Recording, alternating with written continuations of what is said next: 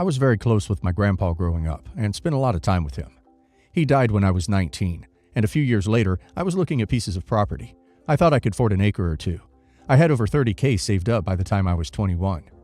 Between my parents and me, I decided to purchase a piece of property from them that they got from his estate as part of their inheritance along with other property as well. My mom wanted some type of down payment, so she asked how much money I had. I told her, and she said, well, give me $30K. I gave my mom the down payment and made payments for the next 6 or 7 years, like you would pay for a mortgage. I started off giving her $1,000 a month and increased as I got better jobs. Last year, I was giving her $2,500 a month. Last year, someone stole from the property, i.e., a large bulldozer. I told my parents I wanted the property in my name after paying for it for 6 or 7 years. I said I'd pay the remainder that I had owed against the property. My mom wouldn't tell me how much I paid her over the years. Then she told me, oh, it was X amount, until we added on the excavator, which my dad decided he wanted to buy an excavator for working out at my property, but I didn't get to find out I was paying for at least half of until he purchased it like a year later. I don't recall exactly, but I think it was like 69 grand is what she said I had paid to her at the time, but it seemed quite low to me, especially now in hindsight. I went into the bank and got bank statements of every check I had given my mom over the past several years, and it added up to $113,000, which was over 90% of what I agreed to pay for the property. I told them that's what I had paid to them, but separately, and my dad said, well, you realize that property is worth a hell of a lot more than $125, and I can sell it for a lot more than that. You're just entitled like all kids nowadays, just jealous of what their parents have. Don't worry about it either. The property will end up in your name or you'll get your money back. My mom said after I accused them of stealing from me, well, you realize I didn't get anything after my dad died. Just those 2 properties and the $30K you gave me is long gone. Then said, well, we can't put the property in your name. It needs to stay in the family. You don't have a will or anything. What happens if you died in a car crash or something? Long story short, the majority of people I talked to about it just said to try and get my money back from them and let them sell it or whatever. I didn't want the property to be sold after I'd worked out there cleaning it up for years. So I moved about 15 hours away and went no contact. I got a lawyer.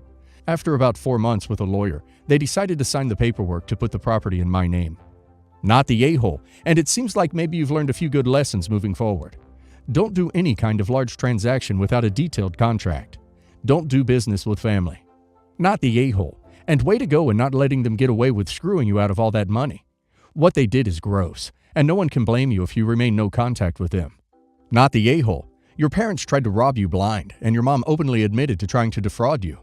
Should have your lawyer look at your grandpa's will to make sure your parents didn't do anything shisty. Edit. One way to spot toxic parents is they call their children and others entitled. Like, how dare anyone think they are owed something by me, and think it only goes one way. Everyone is entitled to something. The problem is when people are over-entitled. You are entitled to what you paid for. Make sure you keep up with your taxes, OP, and visit your property regularly. Check property squatters' rights laws and protect your property rights. My dad died when I was 2, and my mom raised me as a single mom with a series of boyfriends and eventually a new husband. She has always lived obsessed with money, and nowadays lives off of her half of my dad's inheritance, which she invested in real estate. With my half of the inheritance, she bought a house and an apartment. She administered my estate since I was a minor. We lived in the house, her husband, her, and I, and she rented the apartment to pay for my private school. Meanwhile, I'm not sure what she did with her half, but I know she bought an apartment which she also rented out. For years, it was suggested to me by my relatives that my mother and her husband lived rent-free in my house, the one she bought with my half of the inheritance, for years and years, when she should have rented my house and saved that money for me until I came of age. My mother told me that since I was also living in that house, she owed me nothing, and that house was better spent on me growing up in a nice house.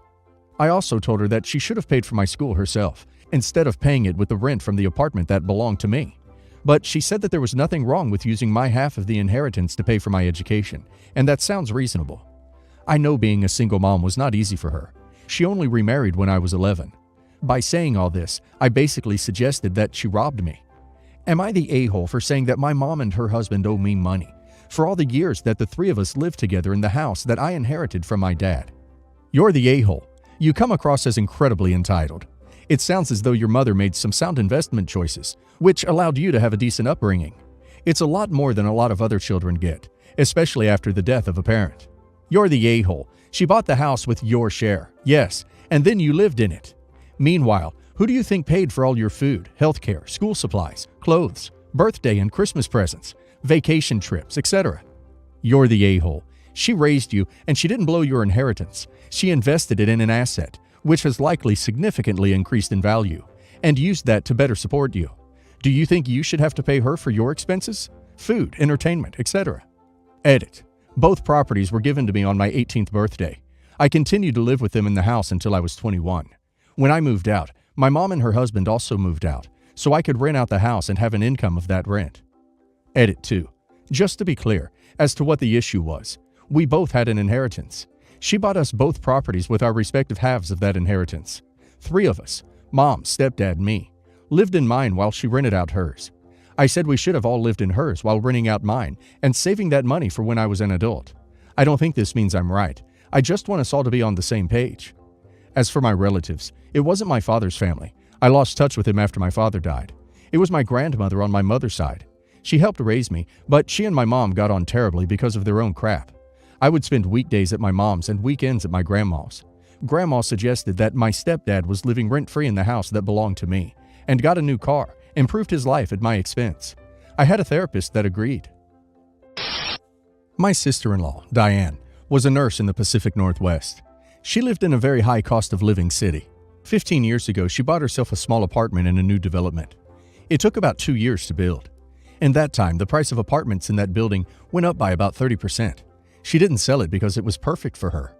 Unfortunately, she was diagnosed with breast cancer about 2 years after she took possession. She really didn't want to move back to Minnesota, so she asked her family for money to keep up with the mortgage. None of them had the money, and her mom really wanted her to move home. I was friends with her before I married her sister. Just friends, nothing more. She asked me for help. I bought the apartment off her. I took over the mortgage. I didn't charge her rent. I paid all the taxes and condo levies. She got enough money from her insurance and a side hustle to live there. My wife knew we were helping her, but we didn't say anything because her mom was pissed that she didn't move home after her diagnosis. Diane passed away last month. She had a hard life for the last decade, but she was happy. When her mom got a copy of the will, she was furious. The apartment is worth a lot of money now. It's in a great building in a good neighborhood. She was expecting the apartment to sell and for there to be money to split up amongst all of her grandchildren. Diane never married and never had kids. Mother-in-law found out about the deal I made with Diane. My wife and I own the apartment outright. After we clear it out and get rid of all her stuff, we're going to rent it out. The income it will generate will pay for our retirement in a while. And when we sell it, our kids will have a nice nest egg to help them. But now my mother-in-law told everyone how we took advantage of her daughter in her time of need and stole her apartment, and how Diane would be upset if she knew that we were not sharing all the money from the apartment. It is really starting to bug my wife, and she's been saying we should sell it and help out all the nephews and nieces. I showed her a spreadsheet of all our costs for the apartment. If I subtract all my costs and all my lost opportunities for investment, when everything is said and done, the 8 nibblings might get $3,000 each. I said if she wanted, we could give them each that much to get her family to drop it. Her family says that it's BS, and that we should sell the apartment and split it equally. I said I would be willing to do that in return for each of them paying 1/3 of the money I invested over the last 10 years. They don't think that's fair. My wife is upset and her family is upset, and I'm just trying to be fair to myself. I spent 10 years giving up other investments and toys for myself and helped out Diane instead. And now I'm getting crapped on. Full disclosure, I knew it was a good investment. It wasn't fully altruistic. Not the a-hole. The family is just upset because they assumed Diane left them an estate they could split amongst themselves. But that's just greedy. You made it possible for Diane to live independently as long as possible. And the house is your property, not part of Diane's estate. If her family members had chipped in to support her during the last 10 years, perhaps there would be an estate worth fighting over. Not the a-hole. Your in-laws sound really greedy. If it's all about helping family, why didn't they help Diane out financially when she needed their support? They didn't support her when it wouldn't benefit them.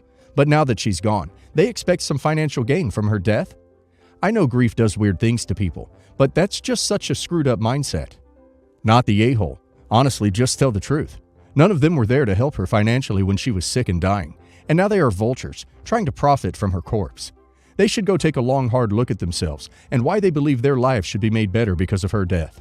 You didn't profit from her death. You bought real estate and took care of a friend in the process. I, female 25, have been with my boyfriend, Adam, male 26, for over a year. He's so wonderful and adores my family and loves visiting them regularly. There was an accident about a week ago while me and Adam were visiting my parents for dinner. His stuff, his phone, car keys, medications, and $200 has gone missing. We looked all over the house, but couldn't find the stuff. My 18-year-old sister was in her room the entire time, except for a few minutes to ask what we were looking for. Me and Adam had to go home in an Uber, still feeling shaken up and confused. Adam kept stressing out about his medication, which is the most valuable among the stuff he lost, and had a hard time getting replacement for it. I went back to my parents the next day to continue looking for Adam's missing stuff, and found it in my sister's room, the only place we didn't look. I was dumbfounded. I waited for her to come back from school and confronted her. My mom started making excuses instead of asking my sister why she took Adam's stuff. I shamed her and said I was going to tell Adam and will absolutely support him if he decides to take legal action since the $200 wasn't returned. Mom freaked out and begged me to lie to Adam and say I found his stuff in the bathroom cabinet instead of saying my sister stole it, but I refused. My sister broke down crying, saying if I tell Adam, I'll ruin her relationship with him, but I believe he needed to know the house he enters isn't safe for him. Mom said she couldn't believe I'm willing to encourage Adam to take legal action and ruin my sister's chance to her college application. My parents said they'd cut me off if this happens, and this was the last time we talked. 2 days ago, Adam told me Mom called saying they found his stuff in the bathroom cabinet and to give it to me, but I was keeping it. I was stunned. Okay, first of all, the stuff is in my possession, yes, but I was waiting on Mom and Dad to pay the $200 so I could have my sister return them to my boyfriend along with the other stuff and apologize, hoping we'd work this out without involving authorities. But Mom went ahead of me and told the story she made up to Adam. I laid out the facts to him and told him what really happened, that my sister stole his stuff and that despite being ashamed of Mom and sister, I still gave them the opportunity to resolve this peacefully. Then I told him I support him in whatever decision he makes. Adam was in dismay and very upset. He confronted my parents and they kept denying. Mom was furious. She kept crying, saying I failed to do them this one small favor, to tell a white lie to Adam, but I just ruined the entire family's relationship with him, and anything that comes out of this is my fault after making them look like liars, and my sister like a vicious thief. My whole family are in conflict, and are shaming me for exposing my sister and making a fuss over a small mistake. I haven't seen Adam since the day he found out. Neither parties are happy, and I'm being blamed and accused of escalating things. Everyone sucks here, almost. I'm going with you're a slight a-hole because you didn't return the stuff to Adam and tell him what happened the day you found it.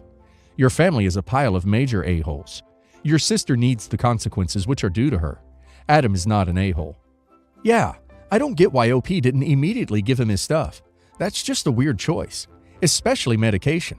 And OP's sister didn't make a small mistake. She stole from boyfriend, came out, asked what they were looking for, and when she knew it was the stuff she stole, she just slunk back into her room. She knowingly stole all of his things. And the parents are like, no big deal.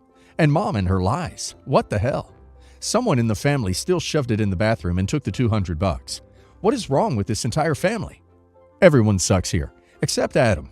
Your family sucks for obvious reasons, but so do you. You should have told him the moment you returned and located his stuff, and given him the opportunity to take whatever action he needed to. The truth of it is that you broke his trust by waiting for the money and then hopefully sweeping it under the rug. Your delay and lack of honesty meant that your mother was able to feed him the narrative that painted you in the worst light. Of course he doesn't trust you again, or at least shouldn't. You are acting just like your entitled family, no matter what your intent was.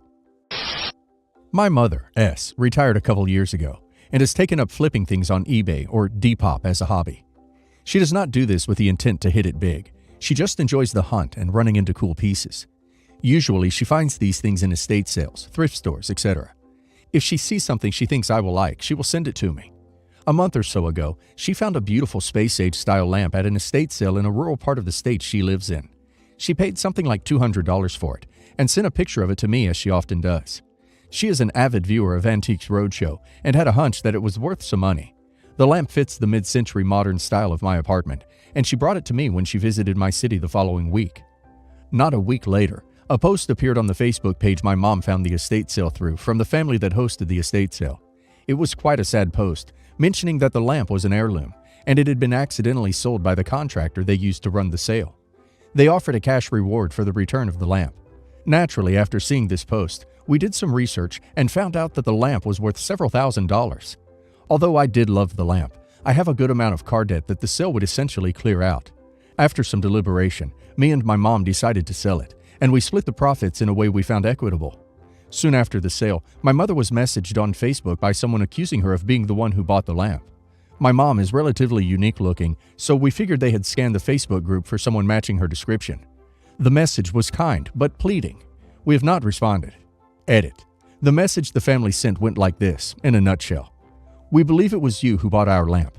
We would appreciate opening a conversation about returning the lamp for our discussed reward.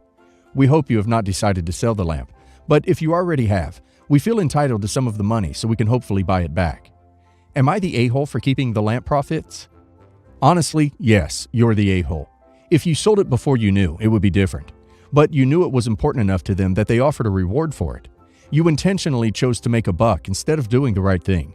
Were you legally wrong? No. But morally, you're the a-hole. Karma. You're the a-hole. Sure, legally you're in the clear, but it was obvious that this heirloom was sold by mistake, and you consciously chose to flip it anyways. It would have been one thing if you were actually ignorant of the situation, but you found out the truth before you sold it. You could have been kind, but instead you were selfish. Not the a-hole, and I mean this legally, morally, etc. This was an estate sale run by professionals. The way those sales work is that the family is required to remove or lock up everything from the premise that they desire to keep. This is not a one-time deal either.